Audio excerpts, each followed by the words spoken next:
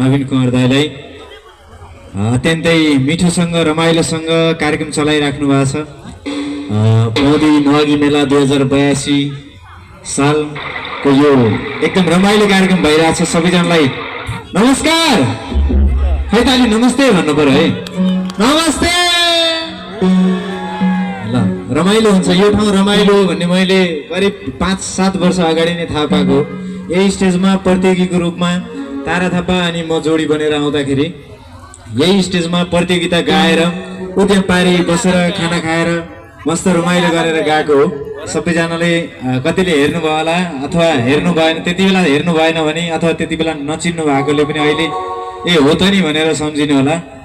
त्यति बेला प्रथम स्थान हासिल गरेर जाने अवसर मिलेको थियो। त्यसको लागि फेरि पनि यहाँलाई धन्यवाद र विशेष गरी यस कार्यक्रममा उपस्थित हुनको लागि यो अवसर जुटाउनु हुने हाम्रो नवीन दाइलाई हार्दिक धन्यवाद व्यक्त गर्न चाहन्छु। सँगै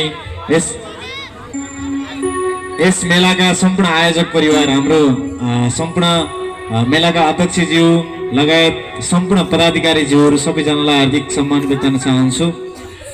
सँगै पछाडि हुनुहुन्छ हाम्रो बुद्ध दाइ नै हुनुहुन्छ। दाइले तिर्खा लाग्दा पानी कसले दिन्छ होला तिमलाई, तिर्खा लाग्दा पानी क्यारम आमा सोचे जस्तो छैन जिन्दगानी, छैन जिन्दगानी।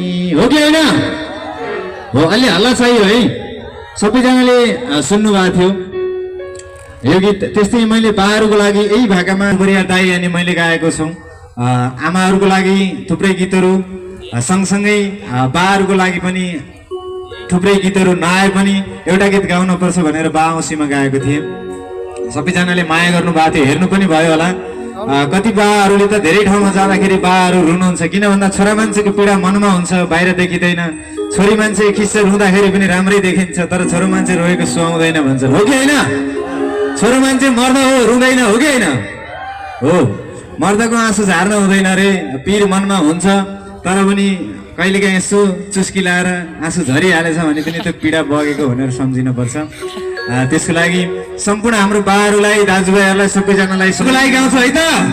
हुन्छ है त? हुन्छ भनेको ल छोरा मान्छेहरूको लागि।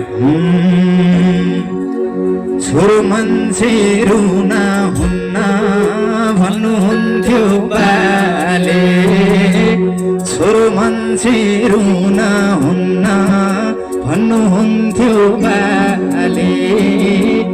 बुझ्दै जाँदा पुग्दै जाँदा आँसु खस्न थाले, आँसु खस्न थाले। छोरो मान्छे रुना हुन्न भन्नुहुन्थ्यो बाले, बुझ्दै जाँदा पुग्दै जाँदा आँसु खस्न थाले, आँसु खस्न थाले। आउन पाइन बाबा खुसीमा बाटो हेर्दै, हे बाबा नरोए खुसीमा। आउन पाइन बाबा खुसीमा नरोए, हे बाबा बसेर खुसीमा। हाम्रा बाबामा हेर्दा हेर्दै आगे अगाडि बुढा हुनुहुन्छ। जति बुढा भए पनि आखिर अझै पनि भारी बोक्न सक्नुहुन्छ होला जस्तो लाग्छ, तर उमेरले बिस्तारै सक्न छोड्दै जानुहुन्छ। हेर्दा हेर्दै आफ्नै आगे अगाडि गाला चाउरी पर्दै जान्छन्। त्यसैले बहाजुरका गाला हेर्दा हेर्दै चाउरिएछन्, बहाजुरका गाला सुख दिन सकौँला कि जुनिएसै जाला, जुनिएसै जाला। हेर्दा हेर्दै चाउरिएछन् बहाजुरका गाला, सुख दिन सकौँला कि जुनिएसै जाला, जुनिएसै जाला। आउन पाइन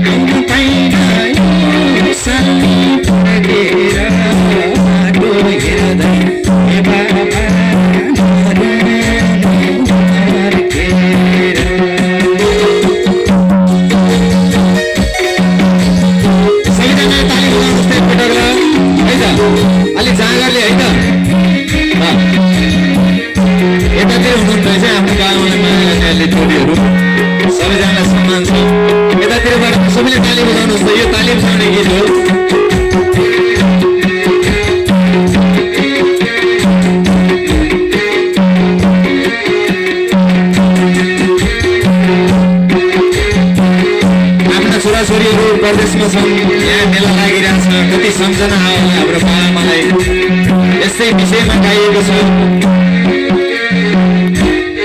आफ्ना छोराछोरी परदेशमा छन्, यहाँ बाबाआमाले मेलामा आउँदाखेरि हाम्रो छोरो यहीँ भएको भए पनि मेलामा सँगै आउँथ्यो होला, यसरी नै अरू साथीभाइ जसरी रमाउँथ्यो होला भन्ने लाग्यो होला। ठिक छ, आगामी दिनमा फेरि यसरी देश छोडेर परदेशिन नपरोस् हाम्रा दाजुभाइ दिदीबहिनीहरूलाई। देशमै केही गर्ने व्यवस्था मिलोस्, सरकारले पनि ती व्यवस्थाहरू मिलाओस्, हाम्रा बाँझा जमिनहरू हराभरा हुँदै जाउन्। बिस्तारै पहिलाको जमाना जति पहिला गाउँ भरिभराउ हुन्थ्यो त्यो जमाना फेरि फर्केर आओस् जस्तो लाग्छ। तर फर्केला नफर्केला त हेर्न बाँकी नै छ। तर हाम्रा परदेशमा जाने दाजुभाइहरू सबैजनालाई जतिले पनि हाम्रो यो अनलाइनको माध्यमबाट हेर्नुभयो होला, लाइभ हेर्नुभयो होला, सबैजनालाई अहिलेको यो नवागी मेलाबाट सबैजनालाई सम्झना छ। आफ्नो देशभन्दा बाहिर हुनुहुन्छ सबैजना सुरक्षित रहनु होला, नेपाली गीत सङ्गीतलाई माया गर्नु होला। यतातिरको जाँगर अलि चिच्याउनु पर्यो है, यतातिर अलि सुस्त हुनु रहेछ यतातिर, खै त यतातिरबाट जाँगर दिनु पर्यो है। भोलिदेखि फेरिँदैछ तिम्रो चुलो चम्को, भोलिदेखि फेरिँदैछ तिम्रो चुलो चम्को, उस्तैमा दिए उसलाई नदिए है कमको, नबोली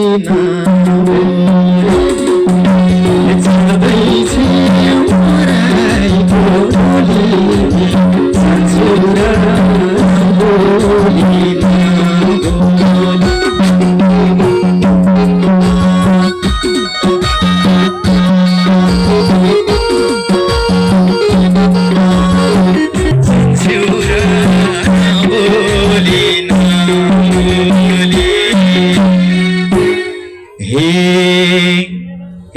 छुट्टै होला चाल चलन छुट्टै रीति थिति, छुट्टै होला चाल चलन छुट्टै रीति थिति, कर्मको घर स्वर्ग पारे सबैको मन जिती, नबोली